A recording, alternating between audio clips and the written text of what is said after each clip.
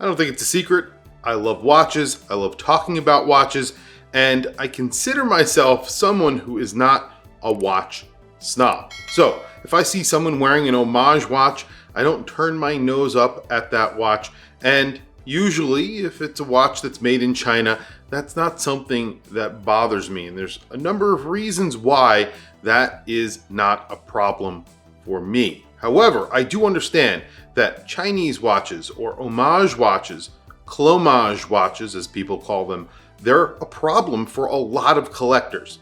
Today's video, we're going to be talking about Chinese manufactured watches and Homage watches. I know this is going to spark some conversation down in the comment section, so please be civil down there. Let's add comments and not try and throw insults. But I am going to go through some reasons why I think Homage watches are actually good. And again, if you have a problem with that, definitely add a comment down below, but please don't call me any names. Let's get right into the video. I'm going to give you some very good arguments towards why I think they are not bad. I'm not going to say good, but not bad. Let's talk about it right now. I've always said that watch collecting is kind of silly. No one needs more than one watch unless you're using it as a tool, as a real tool watch. There's no reason to have more than one watch. In fact, at this point in time, there's really no reason to have a watch at all. Everyone is carrying a phone that has more accurate time telling than any watch that you can buy and put on your wrist. However, people love watches and we obsess about the details. The details, things like screwed links, whether it has a sapphire crystal or not, the water resistance, 30 meters of water resistance, that's not enough. No one uses these watches for what they're actually intended for. You're walking around with a watch on your wrist that can go 1,000 meters deep. You'll never use it. We also have a lot of unsaid rules throughout watch collecting. When you think about the other things in your life, the other products that you're using, like your car, your shirt, your shoes, your phone, whatever it might be, do you use that much scrutiny when you're buying those items? Do you look at a package of underwear and think to yourself, where was this material made? Where is it manufactured? Is it going to last 100 years? Who assembled these underwear? I want to know if there's a history behind them. No, you don't do that. Now, obviously, watch collecting is a little bit different. They're a lot more expensive than maybe a pack of underwear. Some cases, maybe not. Most likely, if you're at home right now and you have a shirt on, hopefully you have a shirt on. Please tell me that you have a shirt on. And you check the tag on that shirt and you'll see that it's probably made in China. That is a very good chance because most clothes are made in places like China. Unless you invest a lot of money into your clothes, you're not wearing an Italian-made suit while you're sitting on your couch watching a WatchChris video. The automotive industry, clothing, electronics, they're all using components from China. It doesn't really matter where they're assembled. Usually they're using components made in China, and a lot of times they're actually assembled in China, except for the automotive industry who claim that they're an American-made car or a Japanese-made car, but usually most of the components are coming from overseas, from outside of the country they're claiming they are made in. And that's the case for the watch industry as well. That Swiss watch that you have on your wrist is probably mostly made in China and then assembled in Switzerland. And because of the rules that they have around the Swiss-made moniker, it says Swiss-made on the dial, but you really don't have a Swiss-made watch, a watch that was completely made in Switzerland. In fact, a majority of the watch was made in China, and a majority of the assembly and design happened in Switzerland, so they claim that it is mostly made in Switzerland. The automotive industry, there's blatant copying going back and forth between brands. Clothing especially, there are so many clothing brands that just outright copy other clothing brands, and they're sold in the exact same stores. So this happens all the time. A really good example of this is women's handbags. It's a great example because the industry itself is very similar to men's watches. They are heavily copied. Not only that, they're heavily replicate. So you can go down to Canal Street here in New York City and you will see hundreds of replica Louis Vuitton bags just sitting out on the streets. Of course, Hermes bags and all the other brands as well. Just like you'll see a Rolex or a Tudor or an Omega. There's so many replicas and they are just out there in the open in places like Canal Street, and people are selling them. Much like the men's watch industry, the women's handbag industry, there are a lot of very expensive handbags like Hermes, like I was mentioning before, Louis Vuitton, who make very expensive handbags that cost a lot of money, but the quality isn't all that much better than what you would get from your normal department store brand like Michael Kors or something like that. They are better. They have a better heritage. They have a better history. It's very similar, again, to what you would see in the watch industry, but the utility is exactly the same. And in a lot of cases, the quality is almost on par with those lower brands, with those department store brands. So quality is varied, but it's really that brand recognition, the same reason why people flock to brands like Rolex. They flock to brands like Hermes for a 5 or 6 figure handbag. Made out of leather, made out of very similar components, however, very, very expensive because of that heritage, because of that brand recognition. When you are wearing one of those bags and you have it around your arm, people will know exactly what it is. And that's why the handbag and the watch industry are very, very similar in my opinion. But what's very ironic about the handbag industry in general is that if you go to a department store like Nordstrom's or Bloomingdale's, I'm not talking about the very high-end stores because they don't carry lower-end bags, but I'm talking about those mid-range stores like Bloomingdale's and Nordstrom's, and even in some cases Macy's, because they do carry some high-end bags as well. They will have those high-end bags on a shelf, those Louis Vuitton bags on a shelf in one area of the store, and in the same area of the store, in a department store, they're selling an homage to that brand, to that bag, in just a different location at a much lower price. Now, it doesn't say Louis Vuitton on those bags. It says another name. I'll use Michael Kors as an example again. If you want that look, but you don't want to spend the money, just go over to Michael Kors. They have those bags, and they are very well made. Very similar to when we talk about brands like Seastern, Sugis, and of course, San Martin, one of the most popular. Also, Jodao, the brand that I just recently featured here on my channel. These are all really well-made watches that compare to those higher-end brands because they look very similar.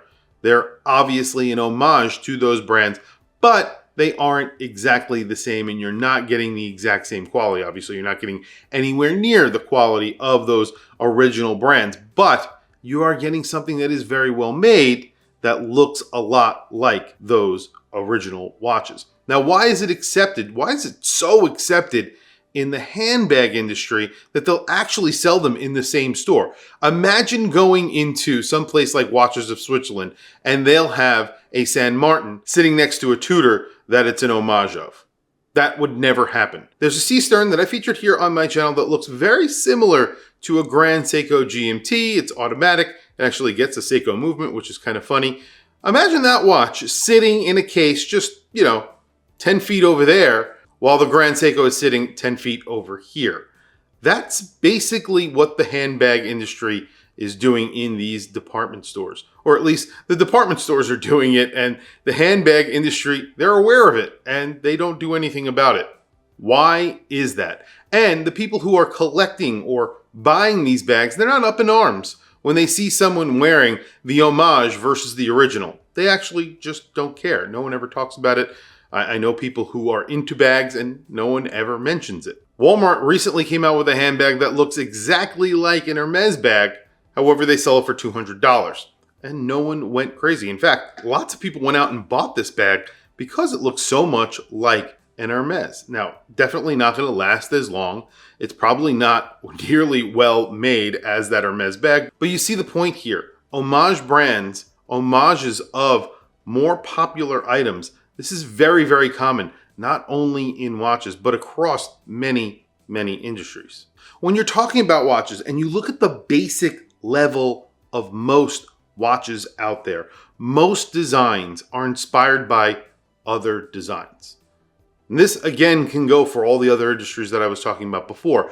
People are people. Humans are humans. They are inspired by other things, the things that they see. When they see a watch, they may absorb some of that information, and then when they go to design their own watch, some of that information will bleed into whatever their design is, even if it's not intentional. And I'm going to give a few really good examples of this. A lot of people dispute this, but a lot of people don't, and there is some good evidence that this is the case. The 50 Fathoms came out right before the Submariner. And a lot of people believe that the Submariner is really an homage to the 50 Fathoms. I know there's not a lot of visual similarities between the two watches, but stay with me here. They never made a watch that looked like this before the 50 Fathoms. There was no watch out there with a rotating bezel, with a screwed-in case back. They didn't have watches with 300 meters of water resistance that looked like this watch. So when Rolex decided to come out with their own watch, they decided to make something that was very similar, but not an exact copy of the 50 Fathoms. A very similar story happens with the Speedmaster as well. If you're not familiar with the Rodania Geometer, I made a video about this watch. It's a watch that came out before the Speedmaster. It's basically the Speedmaster without its tachometer, without the bezel. It looks almost exactly the same. You have a very, very similar dial layout, and it definitely inspired the Speedmaster. I'm not saying that it's a copy, but it's definitely inspired by that geometer. So there's inspiration here. There's definitely an homage to these other brands, to these other watches, but are they direct homages? No. And actually, I would say there are 4 different types of homage watches out there. One of them isn't really an homage. We'll talk about that in a second. But the first is indirect homage. Like I just said, that 50 Fathoms, that geometer, compared to the Submariner and the Speedmaster, they look somewhat similar. So indirect homage, it's inspired by. It's a very loose inspiration from the original watch that they're homaging. Direct homage, it's something that is a little bit closer. You're getting a little bit closer to that original watch. And I think there are a lot of high-end brands that do this. One of them, of course, is Tudor. And a lot of Tudors are essentially homages to vintage Rolexes.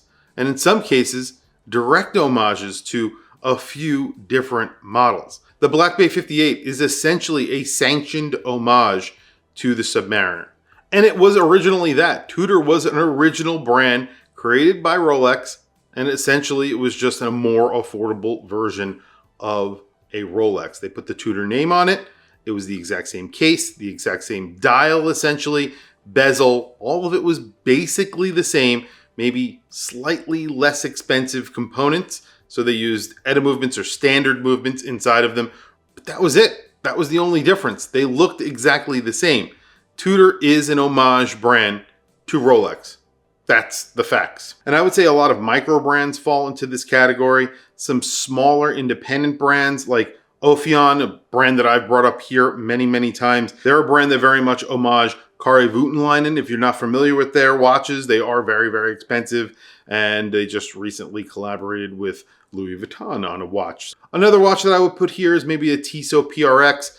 They are inspired by the Royal Oak. There are whole brands that do it. Alpina, most of their watches are somewhat homages to a few different brands, but if you look like a Start Timer, looks like an IWC Big Pilot, not a bad thing. You can get them for a very good price. They look very similar. People aren't up in arms because they cost a little bit more money and they're from a major brand. So people don't scream, homage, that's a terrible watch. But, you know, it's a cool watch. I think they're great. And Frederic Constant, they are a brand that really do a lot of homage to Patek Philippe. If you ever wanted a Patek Philippe, but you couldn't afford one, but you still want a really nicely made watch, Frederic Constant make amazing watches, and you're getting that look, that design. Of course, it's an homage, but you're not really paying the money for the original, and you don't want to, and you can't. So take a look at the Frederic Constant. Why not? I think they make great watches. Finally, we get into an area where people kind of go mad. This is where the madness begins. This is the third category, and this is the clone homage or clomage.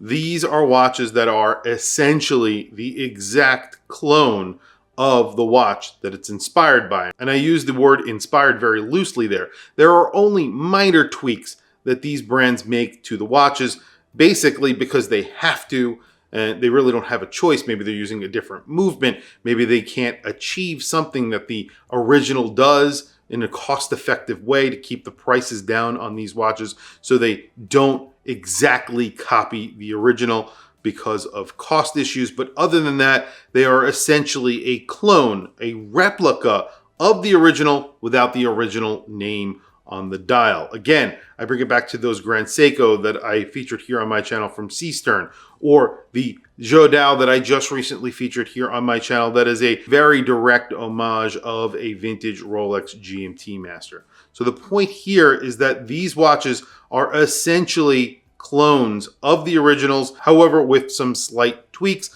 Like the Jodao, it's made out of 904L stainless steel. You're getting sapphire crystals and things like that. So you're not getting components that are the equivalent of the original, but you are getting a very similar look. So there you go. Those are clone homages. Brands like Seastern, Sugis, Jodao, those brands I would consider clone homages. And then, of course, you get into replicas. So the last category here, like I said in the beginning, really not a category of homage.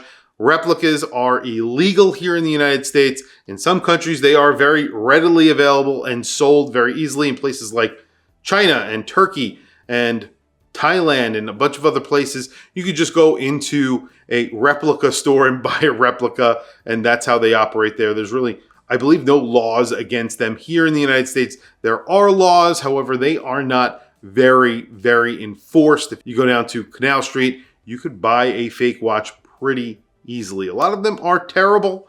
There are websites that sell them. I'm not going to list any of those here because I don't support any of that. They are readily available. People are buying them, and there is a very big market for them. And I do not agree with those at all. At all, I do not condone buying fake watches. But if you really want a clone homage, I don't think there's anything really all that wrong with it. I know a lot of people will disagree with me on that, and I'd like to hear why you disagree with me down in the comment section below. They don't have the name of the brand.